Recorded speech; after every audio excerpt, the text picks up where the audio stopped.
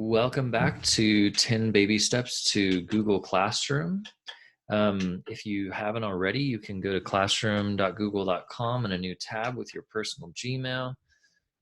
Join this class code U7DRNKZ and check out the classwork for these slides and also the sign-in. And I'm going to go ahead and paste the sign-in link right now into our chat, just so you guys have it.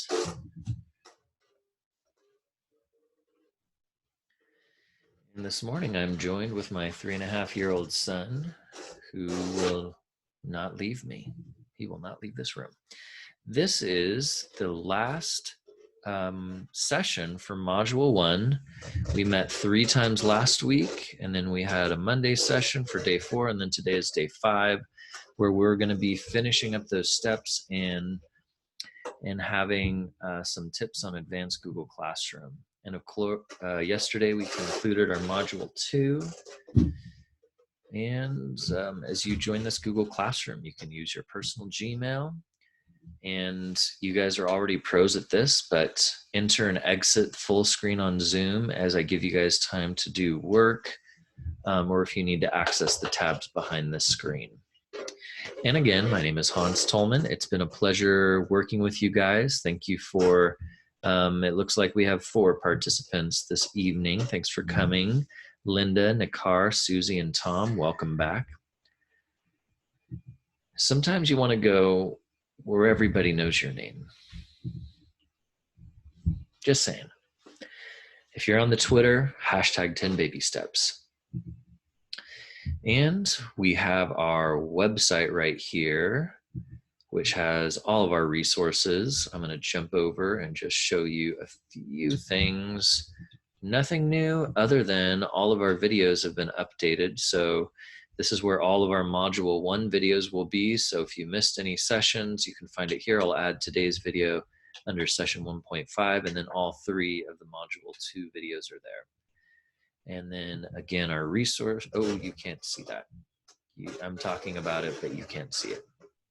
I'm going to stop sharing, and then I'm going to reshare my whole desktop. There. Okay. So I was showing you the resources and the videos. That's what you missed out on. So all of the videos will be housed here on the website forever and ever. And I also, in the resources, have a document that goes in depth into 10 baby steps. Feel free to make a copy for yourself to have in your drive or to share with a friend. If you have any questions, feel free to unmute your mic or drop them in the chat.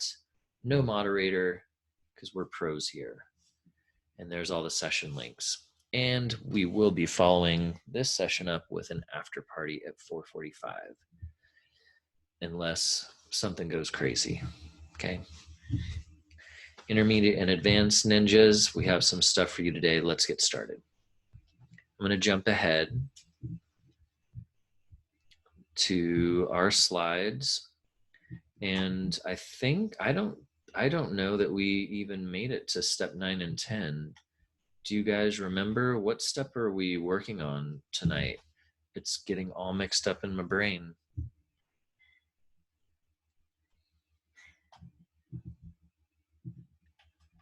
I think we did 8. That sounds right, Linda. Thank you. So any of these links you can click on to review any of these. So we've already added the YouTube link and the drive file and a website link, and we are done with step 8. So I'm going to briefly talk to you about step number 9, which is communicate with your students. And I've listed 4 ways for you to do that. And I'm going to talk about it, and then I'll kind of show you what that looks like. So posting announcements for your students, turning off classwork notifications on the stream and only allow announcements, and asking your students to comment on that announcement. I feel like that's one of the best ways to communicate in classroom. And mentioning students in posts, I'm going to just jump over to my district account and show you what that looks like. So I'm going to jump into one of my intermediate courses. These are the announcements. I have a flyer attached. Below are class comments, where I can see all of the students who have commented. I'm going to zoom in so you can kind of sneak in on this conversation. So Alexis wants to know if we can just have a Zoom meeting. And then Bernarda said, but we should get at least 2 students. It would be more fun. And then I said, I agree with Bernarda. And so we're having a conversation. But let's say I wanted to address Bernarda. If I mouse and click on her oh, there we are. If I mouse over her post, there's this little reply to this comment. And if I click that, it will automatically tag Bernarda with a plus sign. Or I can just do it manually and start typing her name, Bernarda. But it's actually easier to just click on that reply. So now she knows that I'm commenting on hers. FYI, second through 6th grade students can keep their Chromebooks over the summer, which is great news. Yay. So now I've commented on her and I've tagged her. So if she checks her Gmail, she will get notified in her Gmail that I've tagged her in this post. So I wanted to show you guys what that looked like. Also, emailing your students. I'm going to show you how to do this. I would love for you to practice this, but since in our Sandbox Google Classroom on our personal account, we don't really have that option. So if you were to email your students, you can click on People. And then if you wanted to email all of them, click the Select All button, click Actions, and then click Email. And it would open a new tab with a Gmail composition window ready for you with all of the students' email addresses ready to be sent with a message. And my internet's a little slow this evening. There we go. And notice how it mentions them BCC. Whenever you're doing group emails, BCC, blind carbon copy, is the best practice. So I could shoot them an email directly from Google Classroom, or I could check mark certain kids and then just email those kids. Also, I can click on their 3 pull downs, email the students or email the guardians, invite guardians or remove guardians. So that's another way, that's the third way to communicate. And then finally, on your cell phone, mine's like invisible, the invisible cell phone, you can download the Google app for free. And if a student comments, you can get that notification on your phone and reply right away while you're waiting 6 feet in front of or behind the person in front of you at the grocery store for social distancing. And so those are 4 different ways you can communicate: announcements, mention, email, the app on your phone, because sometimes you just can't get to your computer and it's easier if you download that for free on your phone. Now for my intermediates and advanced, this is my pro tip for you. I would see if you can use a Google form to schedule a Zoom meeting with your kids. Now, instead of you choosing an arbitrary date and time, and then you show up and no one else does, it might be better for you to get some feedback on what time works best. So, Nikar, the app that I'm talking about, and let me, I'm just going to really quickly stop this virtual background nonsense. Okay, so the app that I'm talking about is the Google Classroom app, and I'm going to pull it up, and it looks like that, Google Classroom.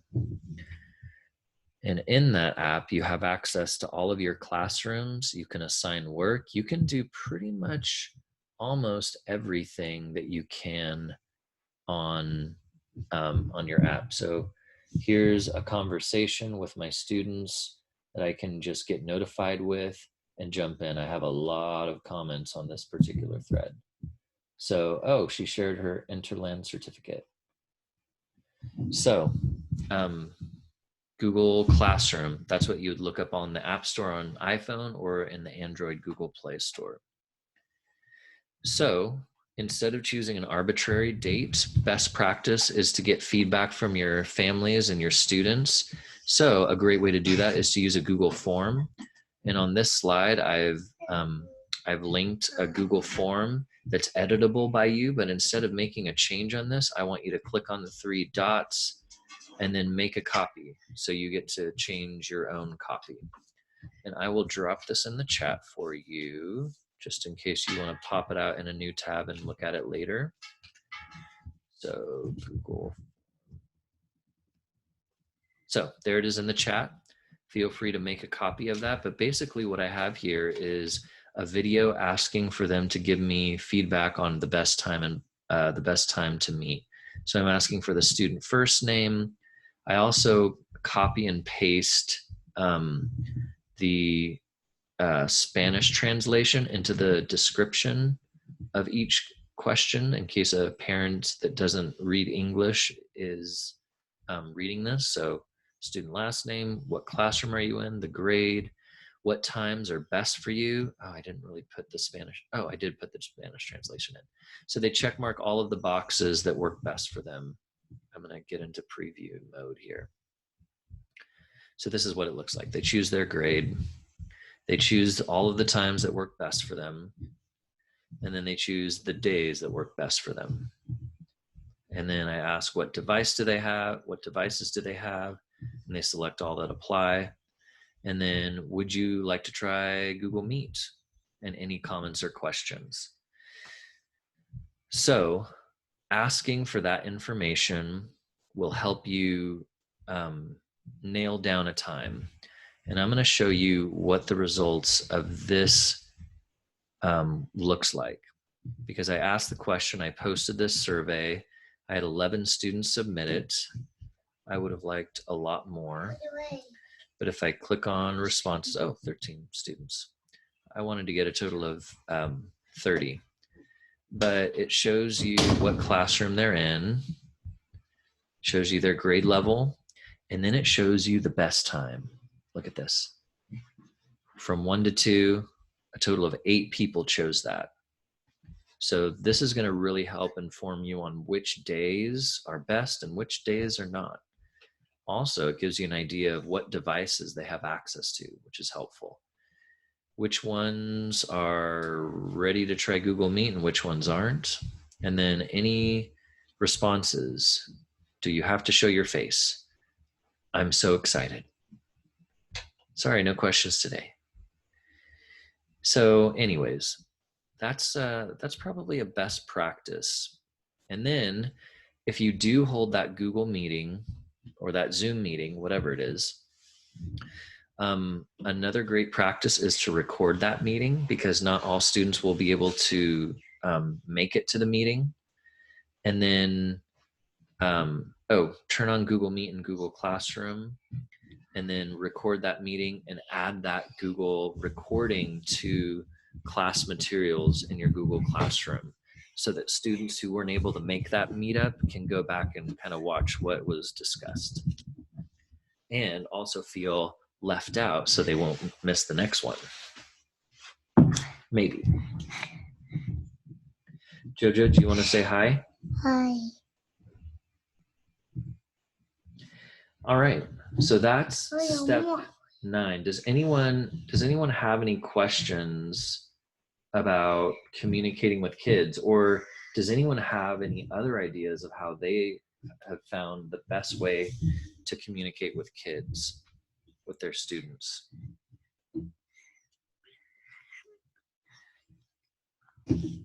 Hi, kitty students.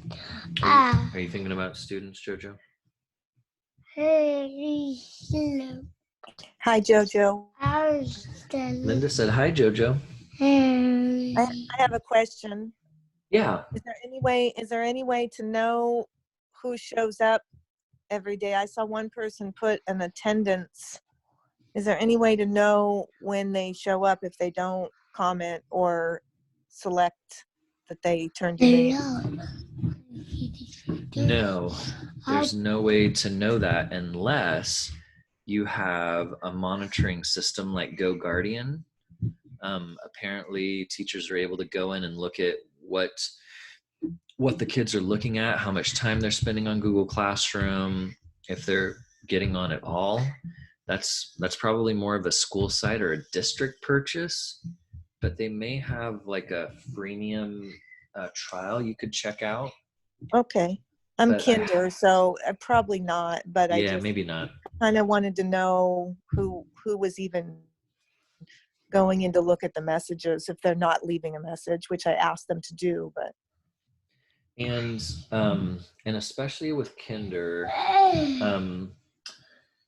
I would recommend putting videos on your announcements, and you can put it in text as well for the parents, but also record yourself talking to the kids about listing those instructions or what you'd like them to do, like click on this place right below this announcement and click and type your name, something simple like that, as a way that they can kind of confirm that they've seen your video and they're on Google Classroom and they're trying to follow directions.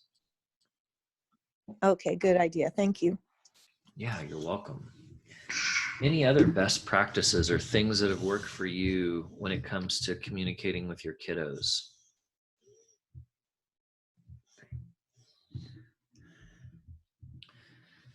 All right. Well, the last step is step 10, which is learn more about your Google Classroom.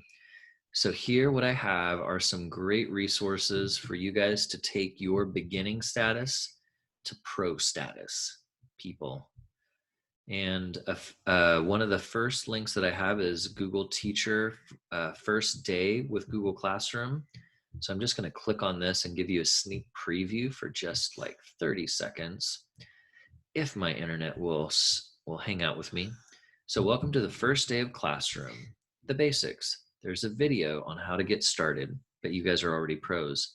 Teachers Lounge, tips and tricks from teachers like you. Create resources from the class word page using topics. You guys got that. How to create a new class. You got it. So most of this stuff is basics, but some of these things we haven't covered because we just did the first 10 steps. So like how to create a quiz, how to use the grading tool. I don't know if I'd recommend that for TK or Kinder, excuse me. But how to add materials, you guys already know that. I have to download first. Yeah. Oh, how to copy a course. So, and then below that, extra help where you can reach out to an expert. Like, yeah. So that's one resource I just wanted to let you know about. I haven't checked out George Lopez's Google Classroom 102. How to create a question in Google Classroom. We already know how to do that. But I did want to show you my friend Ben Cogswell Google Classroom cheat sheet. And it's worth enough to drop in the chat here while I'm waiting. Because I don't really like waiting for the internet. All right. I'm dropping that in the chat. So what this is an interactive Google Slides where you have this menu of things that maybe you want to learn how to access classroom docs in your Drive. So if you click on that link, there will be a 40-second Here are a few video. ways you can access your students' classwork in Google Drive. One way is by going to Classwork. Then you can see over here you have your Class Drive folder. Just simply click on that. In your folder, assignments will be organized neatly. You may also, in your classroom, simply go to the waffle, click on the waffle, find your Google Drive, and in your Google Drive, if you look for a folder called Classroom, you can click on your folder, and then you will find your classes within that folder and assignments within those classes. So 40 seconds, now you're a pro at that skill. And if you click on the home button at the bottom right corner of this slide, you go back to the original slide. So this is something that's very helpful. Coach Ben, kinder teacher, amazing. The only other one I'd recommend, since we have a few primary teachers here, is K2 Can 2 by Susan Stewart. So if I click on this link, I'm just going to give you a sneak preview. She has a website called primarylygoogle.rocks. And on that website, she has a bunch of great resources. There she is from Fresno. And she has some ideas for assignments and different resources that she has linked to, like Starfall and ABCia. And she just gives you some ideas on the best way to organize your classroom and assignments and how to attach multiple resources for like practice. Oh, are you gonna go call mommy? No, Daddy do it. You want Daddy to do it, huh? Well, Daddy's in a meeting, so you're gonna have to wait. No, I can wait. It's hard to wait, huh? It's so hard right now. No. So yeah, check out her video or her website, and that's it for the we're step 10. Oh, there's an addition to step 10 that I would feel like I would be committing malpractice as an educator if I didn't tell you. That Hans pro tip, the #1 place for educators to learn and to share is the Twitterverse. It's dominated by Twitter. There's hundreds of thousands of educators who are sharing best practices and learning together in a global PLN. That means Professional Learning Network. And if you're on Twitter, follow me at Hans Tolman. I'll follow you back.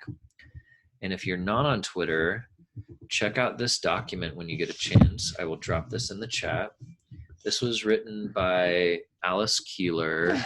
Just call it Twitter. Linda's had it up to here with social media. I hear you, Linda. It's like we're so on the computer all day long. It's like another thing for screens. Come on. However, Linda, I will tell you this, that the commitment to Twitter could be like as little as 5 minutes a week, where you just scroll through your feed, look for ideas of educators you're following, and then you're done for the week. So, but no, I totally get it. Like, I totally get where you're coming from. But I will tell you that Twitter is different. The way teachers use Twitter is different how teachers use Facebook. Like, you're not going to follow your friends necessarily on Twitter. You're not going to follow your celebrities or whatever. Instead, you only follow innovative educators that help you get better. Oh, this guy is touching everything on my desk.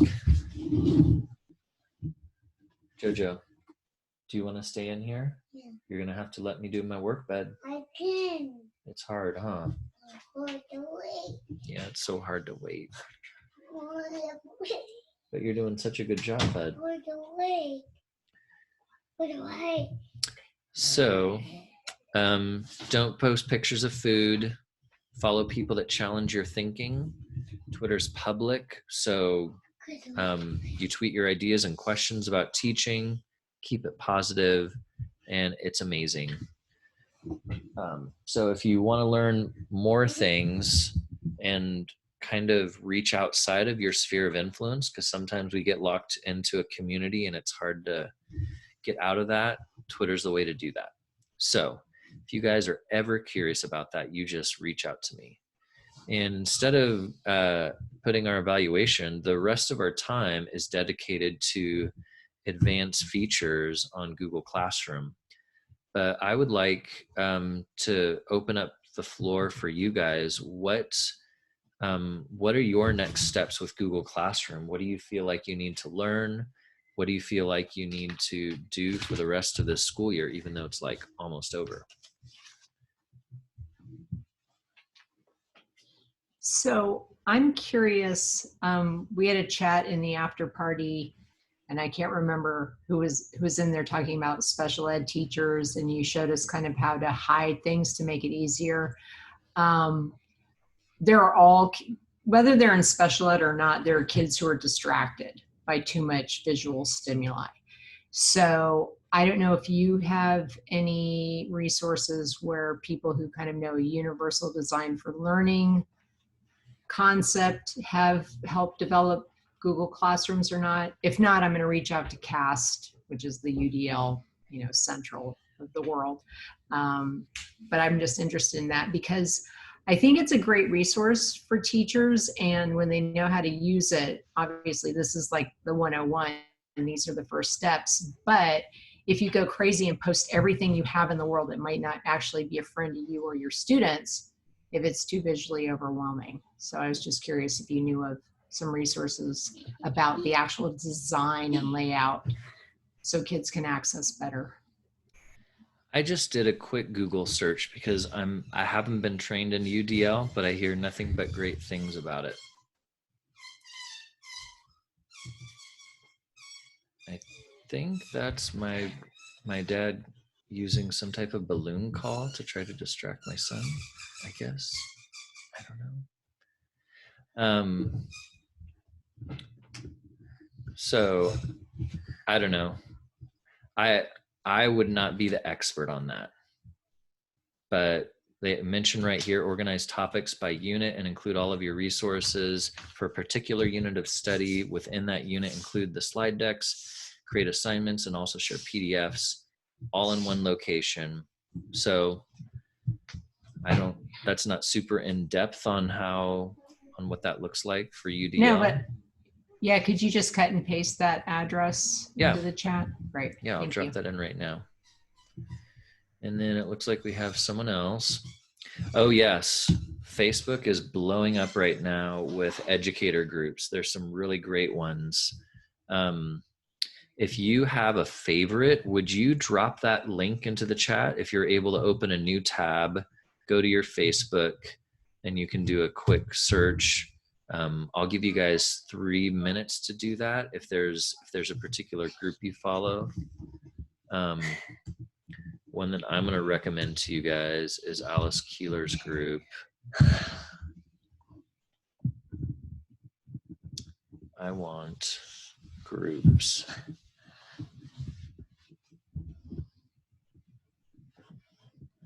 So I'll drop this in and you can request to join. But I will warn you that Alice Keeler gets a little saucy. She can be considered abrasive.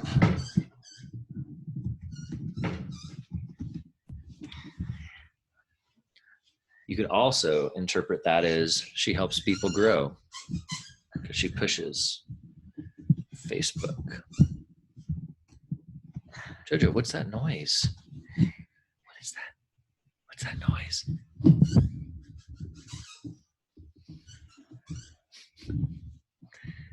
All right, and then I see Linda dropped in the kindergarten smorgasbord.org.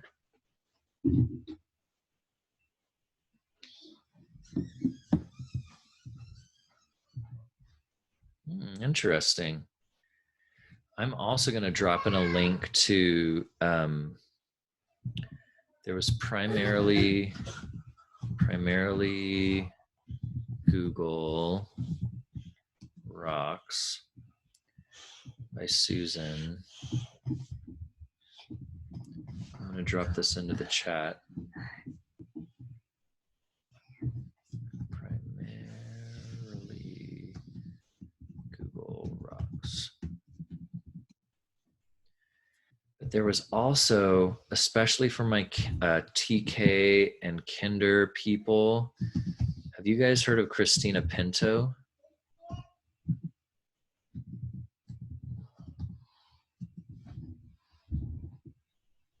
ChristinaPinto.com. I'm going to drop it into the chat. She is really active on the Twitter community on innovating play, and that's what she's all about. But she also has some great GAFE for Littles, or Google Apps for Education for Littles. She wrote a book with Alice Keeler that I would recommend for my TK Kinder first and maybe even second.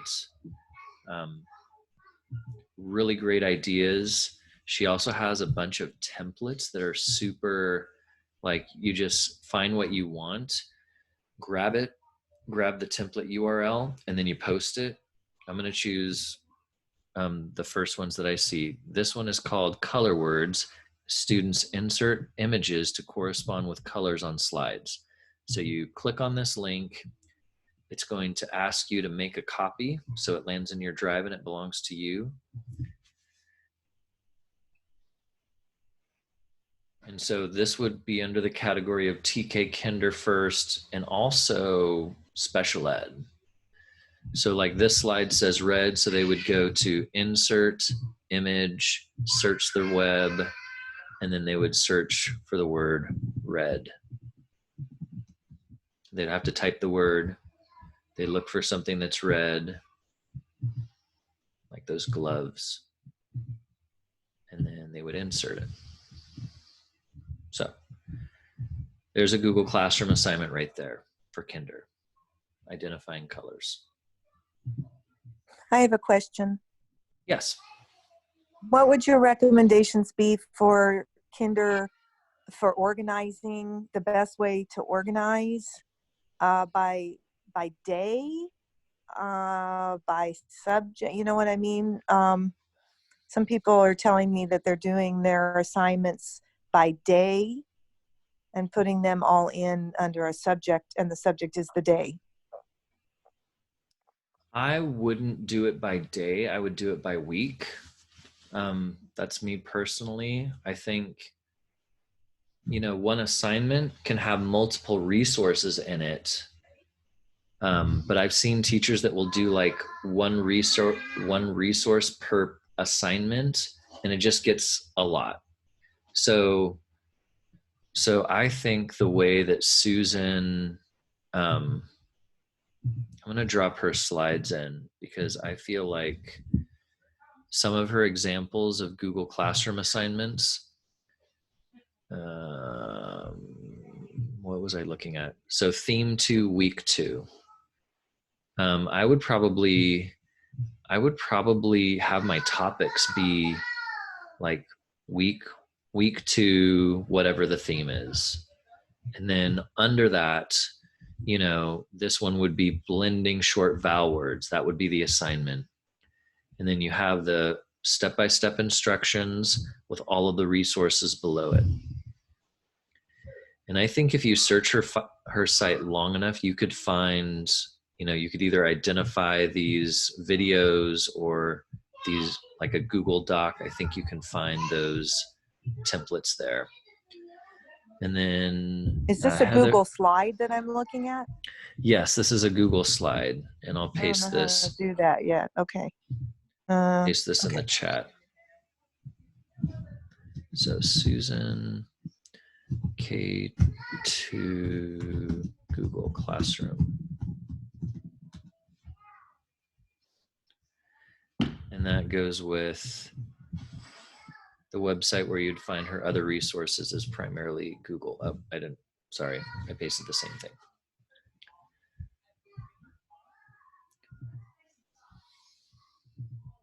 And then someone else had a question. Heather, welcome back. Sorry you weren't able to get on there. I logged off and had to log back on, but all the wonderful resources are not in the chat. Is there a way to retrieve them? Well, tell you what, you tell me as you open the chat, are there 3 dots there? Oh, you can't. Is there no? I feel like there's no 3 dots. No, okay. Well, here's what I'm going to do. I'm going to highlight everything.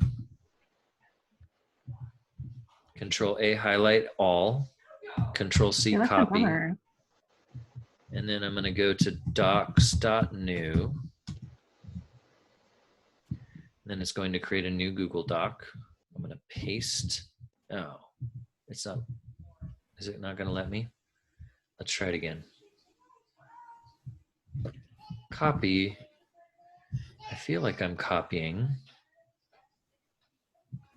Add to reading list. No. Well, Zoom does not make this copy friendly. Yep. Tell you what. Because you came back, Heather. Everyone's in a. Can I even do that? It's not. Well, I do see Susie wants to have access to those as well, but it's weird that you can't come back and see the whole chat. You can save chats though, and since you're recording, maybe Right. I don't know if you could add it to a presentation or email it to us or put it somewhere else that we have access to. Here's what I'll do. If I well, we should have just been copying it. Okay, here's what I'm going to do right now. I'm going to sure. Okay. Well, I already have kind of a trail of crumbs here. So what I'm going to do is I'm going to put more Google Classroom resources. 2020 10 baby steps. And then let's make this viewable by anyone with the link. Best practice, anytime you create a document, make sure that you make it viewable with anyone with the link.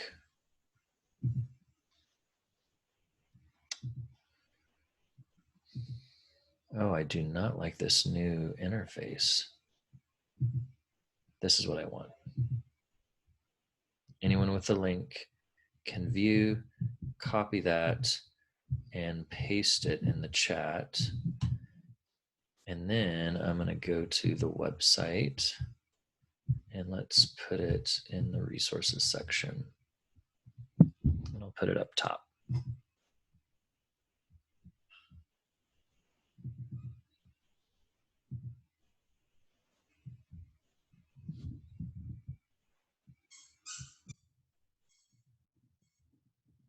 Google Classroom resources. And I'll just link that. So let's publish that. So it's now on the website under resources as soon as I publish it. Drop in some other questions that you have, or what do you feel like your next steps are for moving forward with Google Classroom? And while you're taking some time to think and post, I'm going to drop in some of these things here.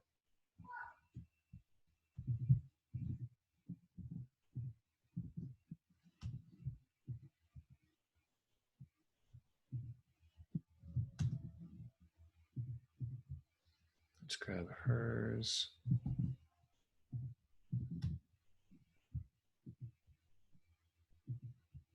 I like that it lets you change the big old long URL to the name of that resource. That's cool. The kindergarten smorgasbord.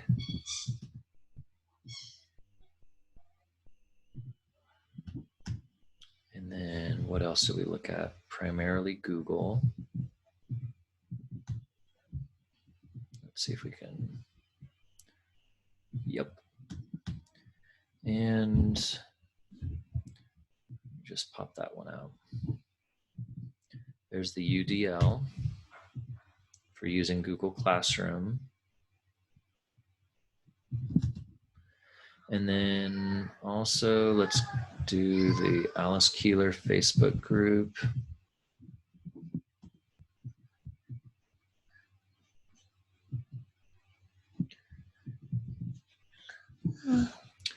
And Nikar is asking about doing Flipgrid a little more. Yes, I would love to jump into Flipgrid. So the after party is going to be starting in 5 minutes, and that will be the first topic on our agenda. There's no agenda. That will be on it.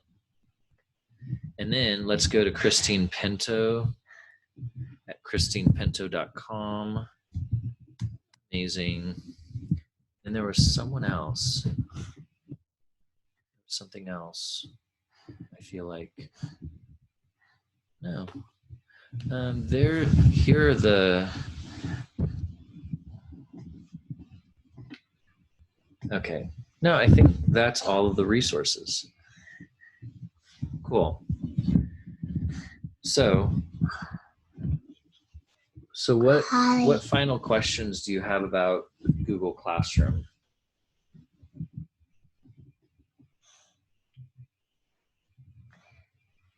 Do you feel like, thumbs up if you feel like a pro, thumbs down if you feel like no way?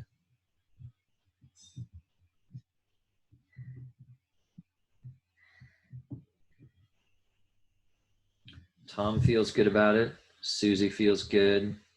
Linda is trying. And you know what, Linda? That's all you need.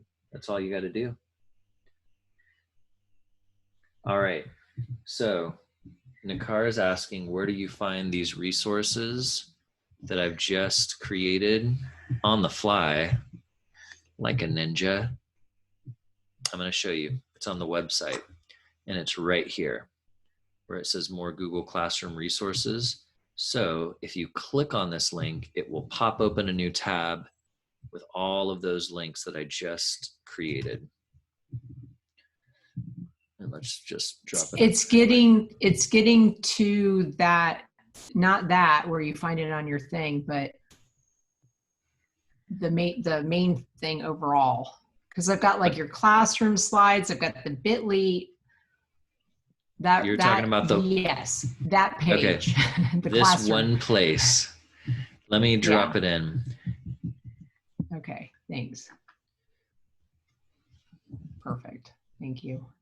You include the Google Classroom cheat sheet from one of your slides. Yes, I can, because that cheat sheet is awesome.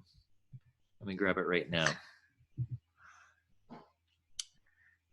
Cheat sheet by Coach Ben. Let's copy that link and drop it into this document. I'll put it at the bottom. And then, yes, newest Google Classroom cheat sheet. So there's that. You're welcome, Susie. Where do I find all that? So all of these resources, there's the slides, but the main place you're going to find all of this stuff is at this address.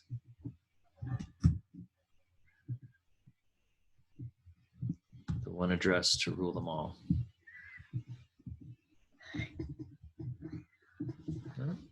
Okay. Did you want to say hi again? You're welcome, Heather.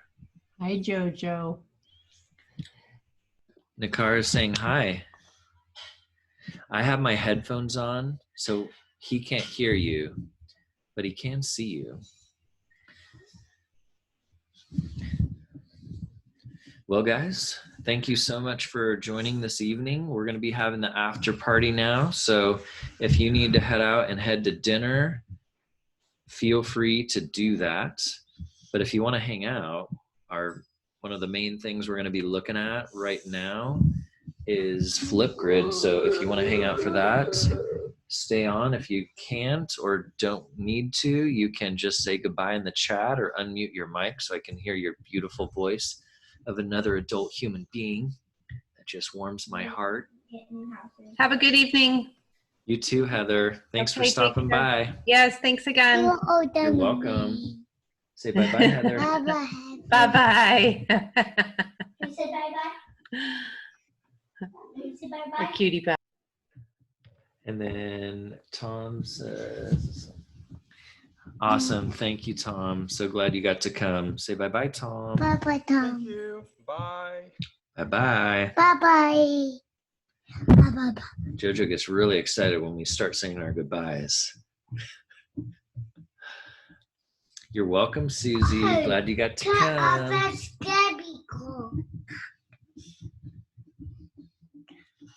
All right. Well, let's go ahead and jump into Flipgrid. So, Nakar, you got to see a sneak preview the other night. Yeah. What questions do you have? I just to kind of look at it again, because we started to look at it and then there was a question about hiding stuff and then we didn't get back to Flipgrid. Gotcha. Okay, I'm glad I'm recording this because this is going to be epic. So this is my teacher admin console Flipgrid. At the top, I can look at my activities. I see that I have 13 grids launched. I have 55 topics created. I have over 1,000 total videos. And I have almost 7,000 video views. These are my achievements. 1,000 videos, grid harvester. Man, I gotta start tweeting these out. This is so amazing. Anyways, this shows my recent videos and all of my stats up here. Papa. No, we're just saying hello to Flipgrid. No. So are you using your phone to do this primarily when you put up a video? Your camera on your Mac? I go back and forth. If someone invites me to post on their Flipgrid, I use my phone. But since I'm on my Mac all the time, it's also just easier to do that from my Mac. But the grids are like what your Flipgrid classroom would be. Like if I had a classroom, like I had this class called Hogwarts School of Website Wizardry, where I was teaching kids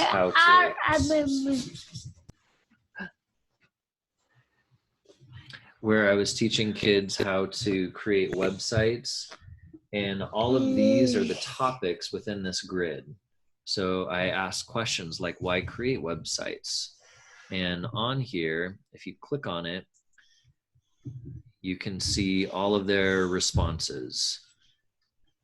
But from the student side, if they go to this Flipgrid, if I assign this in Google Classroom, what is it? I don't even remember what it is. What's her? I set up a password. What was I thinking? I don't remember what the password is, but we can still view the videos. So like this is Cassie's video. You can create websites for educational purposes like projects, entertainment purposes, or communication. So after someone watches a video, I could click on this and I could reply to her. So I could start recording and send her a video reply. So it's all about communication via video. You can create websites. You post a response to a prompt or a task with a video, and then you respond to your classmates or your kids with videos. Another example is, since I'm a technology specialist, I work with K through 6th grade students, so I have a Flipgrid check-in for K through 6th grade students. And so this is what that topic looks like. I have a video where I kind of introduce the Flipgrid. So you're doing this in Flipgrid and then you're like cutting and pasting a URL into your Google Classroom? Exactly. Okay. That's exactly what I'm doing. All right. Okay. All right. Well, I'll So, look at that. Yeah, it's really great. So I'm having kids just check in on Flipgrid, and I can see Alexis's grid. Hi, Mr. Tomei. My name is Alexis. I'm feeling bored because I have nothing to do at home. But at the same time, I'm excited because my parents just bought a... So she goes on, and then I replied to her and gave her some feedback. Hey, Alexis. So great to hear from you and see your face, and glad you're enjoying your time. So it's a conversation. It's an asynchronous conversation based around whatever learning is happening. For me, I didn't really focus on a lot of learning. The closest thing during COVID-19 was for them to share their favorite books what was the title, who's the author, who are the characters. And I had one second grade student respond. Coleman, I'm going to tell you about my favorite book, Plants for Zombies, Brains and the Beanstalk, by Annie Auerbach and PopCap Games. Oops. So anyways, what happened? Oh, all right. So I could reply to his video. Other students could see and respond to his video. Yeah. Also, we have a school site grid for our staff where our STEAM specialist posted teacher appreciation videos. So like here's Shannon's video. Hey, Castle teachers. I don't know really where to begin because So showing our appreciation via Flipgrid for teacher appreciation, and Secretary's Day and Librarian's Day. So we got to share our appreciation to our librarian. Here's my principal. Hey Dawn, I wanted to wish you a happy Librarian's Day. And even though we can't celebrate in person, I wanted to take time to tell you how much I appreciate you. First of all, thank you for everything you do for our students. Anyways, it's amazing. It's amazing what's happening here. That's so this awesome. this is one grid with multiple topics related to this audience, which is our Castle STEAM staff community. I created one because I needed to get feedback on projects I was working on for our district professional development, and I was required to reflect with colleagues. So I posted videos of my projects. Hello, thank you for coming to help. And I'm not gonna K through 6. So grade levels. This was when you do. Yeah, go ahead. When you do post these things, does something like pop up in an email to check out like a new posting, or do they need to sort of be in the habit or directed to go check it out as you post new things? So if you're communicating with staff, putting the link in an email like, hey, we're collecting videos for this purpose, jump in and drop your video in. Now, if someone replies to their video, then they will get an email notification. Okay. Cool. I like it. Yeah, it's a lot of fun. Thank you so much. I need to go back and watch your lessons of the first ones, although I think I do know how to do those parts.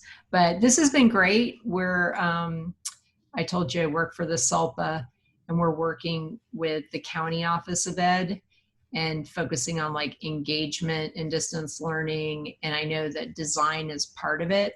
And I have teachers who, I work with Waldorf schools, and they don't use technology a lot, but they had to. So the learning curve was steep. But, and if you're going to start creating something, I'd rather they learn how to do it kind of right from the start, as opposed to fixing errors, like errorless learning. So having, that's the goal, is helping teachers be able to post things that will work for them, work for their kids, not be overwhelming. My big goal in life is to keep people from being overwhelmed right now, because everybody is overwhelmed. You know, people like you who are working from home, and you've got your little one, and it's, you know, it's challenging, and we don't know what the fall is going to look like. But this is really cool. So I've appreciated this time, and thanks for resharing the all your different links so I could find stuff. Yeah, absolutely. And I'm also going to drop in a link for you. I'll put it in the chat, but I'll also, this is a distance learning certification our district is working on. I'm part of the build team to kind of build this out. But there's 2 different courses. And when you said understanding, or what was it? UDL. UDL. I think our third pillar, which is facilitate student engagement, touches on UDL. I feel like I've seen it somewhere. High impact. Maybe it was. Maybe it wasn't in this one. I think it was. It was in 2.3. But she addresses UDL. Before you begin.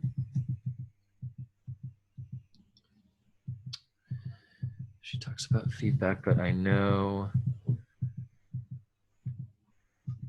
There you go. Go back a couple. There it is. So multimedia text sets and There it said hyperdocs. UDL at the top. Oh, there we go. Yeah. That's what was sticking in my brain. Yep. It's cool stuff. If you don't know much about it, I've been in special education for almost 30 years, and usually I hear things, I'm like, yeah, I've heard it, or I'll get a new idea. This was like life altering to think about. Yeah, and you don't run across stuff like that every day. And the idea is that instead of teachers who will do things where they do differentiated instruction and they kind of make a custom crafted meal for each kid who needs something different, it's basically you put a buffet of options out all the time for everybody. So like if you have you've got a fifth grader who isn't a good decoder, but you want them to have access to grade level curriculum because their comprehension skills might be awesome and all of that, you break down the barrier. So if they can't decode, then have it be a read aloud or do text to speech, or you use your technology. But if you make it available to everybody, even your strongest reader might choose to listen to it just because auditorily they're better somehow. Right. Oh, So, interesting. yeah, I'll it's have to look into it's that. super cool. It's super cool. So, all right, well, thank you. I'm gonna let you Yeah. go. The after party's over. This is like my 5th meeting of the day online. So I'm Oh my gosh. You're all zoomed out. I am zoomed out, but this is really cool, and I'm going to be sharing it with all sorts of people. So it'll be on Awesome. your site. So Well, thanks. Are you having a 2.0? You know what? If they offer one to me, I will totally take it. So if there's an evaluation form, you can just say, oh, you should invite Hans back, and I will totally take it. Well, I don't even know how I got notified of this in the first place, to be honest with you. Oh, Because, really? again, so much stuff flies at me from a variety of places. So if somebody had registered for it and you did a 2.0, would you be able to send out emails to the people who previously registered? I think that's a good idea. Yeah. If I have a 2.0 kind of next steps, yeah, I would totally send out an email. Yeah. Okay, that'd be great. All right. Yeah. Well, thank you, Hans. Thank you, All right. Jojo. He's Have a good night. All right, you too. Okay. Bye.